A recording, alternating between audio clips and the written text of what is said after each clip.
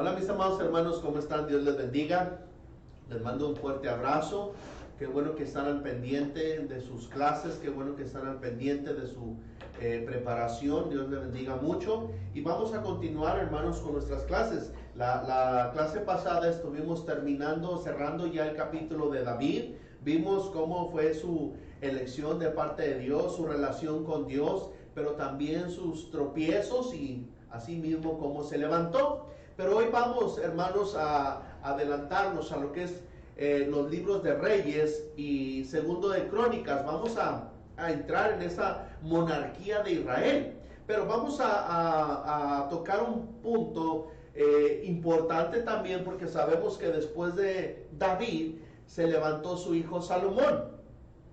Ya sabemos la controversia que se dio, cómo David se casó con Betsabé, la manera en que hubo ahí problemas, pero al final de cuentas Salomón nace y se queda en el trono por la gracia de Dios. Así es que el primer y segundo libro de Reyes, quiero que sepan, cubren un total de 400 años de historia. Es decir, que estos dos libros abarcan desde Salomón hasta el cautiverio de Babilonia. Es decir, del 970 antes de Cristo hasta el 586 antes de Cristo. No sabemos quién escribió primero y segundo de Reyes, pero el autor probablemente terminó los libros aproximadamente entre los años 560 y 550 antes de Cristo. Lo que sí sabemos es que Dios lo guió para usar varias fuentes, y esto lo pueden ustedes también verificar en primer libro de Reyes 11:41, en el 14:19, en el 14:29 y primer libro de Crónicas 29:29. Aquí vemos que fueron dirigidos a los judíos desterrados a Babilonia para explicar por qué el reino se dividió y por qué Israel y Judá fueron conquistados. Los reyes se desviaron de Dios de Dios al pueblo. El autor evalúa a cada rey y resume si cada rey era infiel o fiel al Señor. Así es que este es un pequeño resumen, hermanos, en cuanto a estos libros que vamos a estudiar, que es la monarquía de Israel.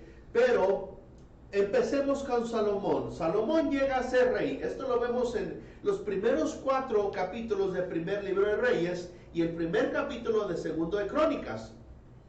Sabemos que paz y prosperidad describen los años de reinado de Salomón sobre Israel, quien cosechó el fruto de las victorias militares de su padre David, que había unido a la nación, expandido sus fronteras y se ganó el respeto de las demás naciones. Ahora, la Biblia habla sobre la construcción del templo que tuvo lugar en los primeros 10 años del reinado de Salomón, que en total reinó 40 años.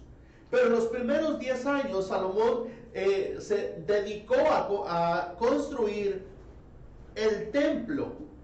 Y el templo, después de haberlo construido, Salomón construye su palacio 13 años más tarde. Ahora, las escrituras no presentan estos sucesos en orden cronológico, porque tal vez usted diga, hermano, pero es que aquí no le entiendo. La escritura no está en un orden cronológico, porque los judíos pensaban en términos de totalidad o imágenes globales. A esto se le llama pensamiento holístico. Otras culturas como Europa y América del Norte enfatizan el pensamiento lineal, es decir, que ponen los sucesos en orden y piensan paso a paso. Pero regresemos a Salomón. Los primeros 4 capítulos vemos que Adonías, otro de los hijos de David, trató de hacerse rey. Él tenía el respaldo de Joab y Abiatar, el sacerdote. David proclamó que Dios había elegido a Salomón como rey. Él sería quien construiría el templo. David le dio los planos para la construcción de ese templo y le responsabilizó de ayudar a Salomón. David dijo a Salomón que debía obedecer la ley de Moisés. Ahora, tenía de 21 a 25 años cuando Salomón empezó su reinado. Sabía que necesitaba sabiduría y cuando se la pidió a Dios, Él prometió dársela abundantemente. El Señor también dijo que le daría riqueza, honor y larga vida. Ahora, Dios solo exigía de él obediencia y que caminara cerca de él como David lo había hecho. Y esto lo vemos en 1 de Reyes 3, del 10 al 14. Aquí vemos que la gran sabiduría de Salomón sorprendió a todos, incluso cruzó fronteras, llegó a otras naciones, a los oídos de aquellos grandes hombres y mujeres. Vemos esto en primer libro de Reyes, capítulo 4, del 29 al 34. Ahora, Salomón hizo crecer la economía, dividiendo el país en 12 distritos con el propósito de cobrar los impuestos y así tener una buena mayordomía. Cada distrito estaba en la obligación de proveer la provisión de un mes para el gobierno. Tuvo 1,400 carros, 12,000 caballos, así que necesitaba grandes cantidades de alimento para los animales del ejército. Esto sumó a la carga de impuestos que la gente tuvo que pagar Israel, y Israel tenía riqueza y progreso por la buena organización y liderazgo de este sabio. Ahora, ¿cuál fue el programa de construcción de Salomón? Esto lo vemos en los siguientes capítulos del primer libro de Reyes, que son capítulos del 5 al 9, y de segundo de Crónicas, capítulo 2 al capítulo 8.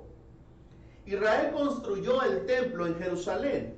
Tradicionalmente lo ubican sobre el monte Moriah. El templo de Salomón era majestuoso. Muchos objetos del templo estaban cubiertos de oro.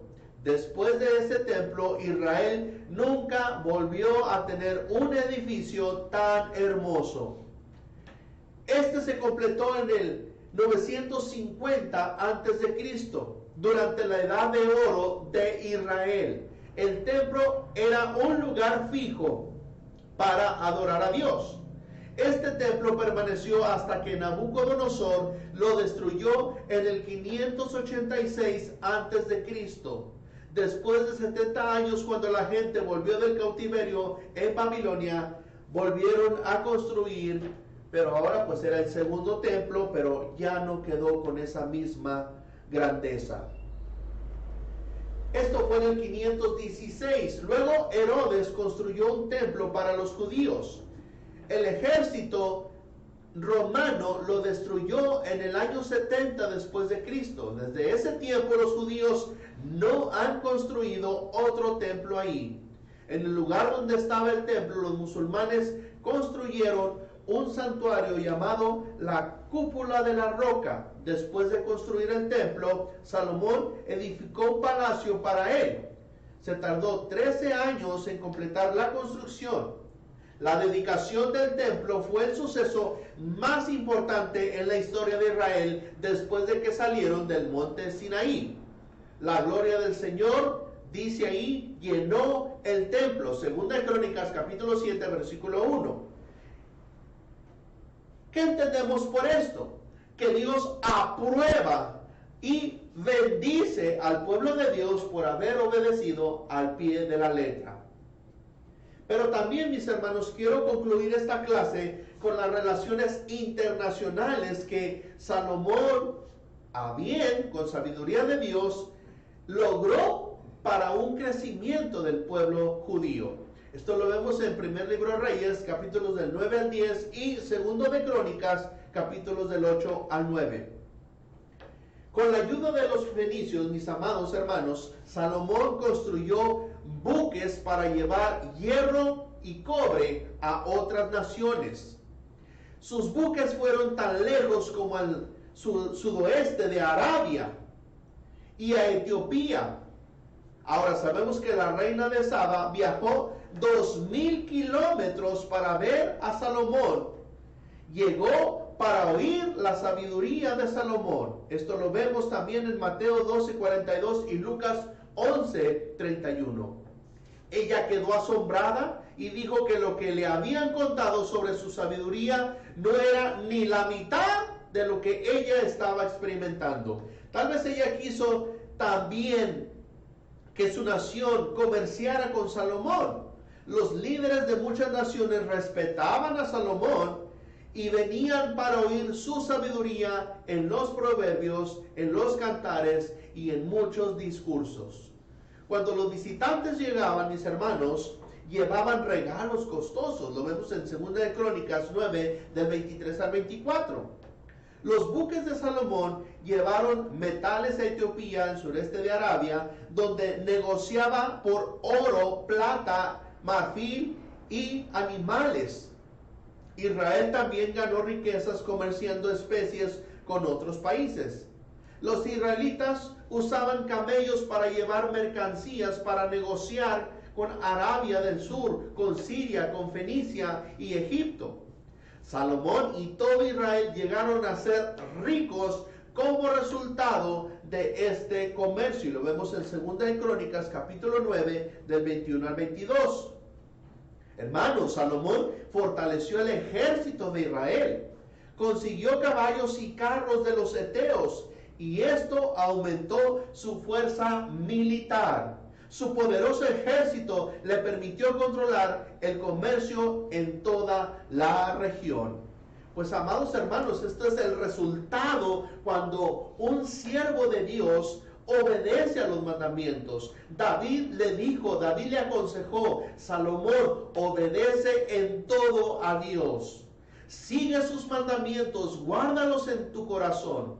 Y ese es el mensaje, mis amados hermanos, que Dios tiene para cada uno de nosotros, como sus siervos, como líderes o como servidores de una congregación. Amados, no tenemos otra cosa que hacer más que vivir apegados a la ley de Dios. Escuchemos lo que Dios tiene para nuestra vida. Obedezcamos, hermanos, lo que Dios dice a nuestra vida, y van a ver cómo ustedes van a prosperar, porque el propósito de Dios es que ustedes sean de bendición para todos los que a ustedes les rodean. Así es que, mis amados hermanos, lean las citas que les acabo de dar. Igual ahí en la página web van a tener el documento para que ustedes lo revisen y estén estudiando paso por paso. Y recuerden, no se les olvide, va a haber evaluación.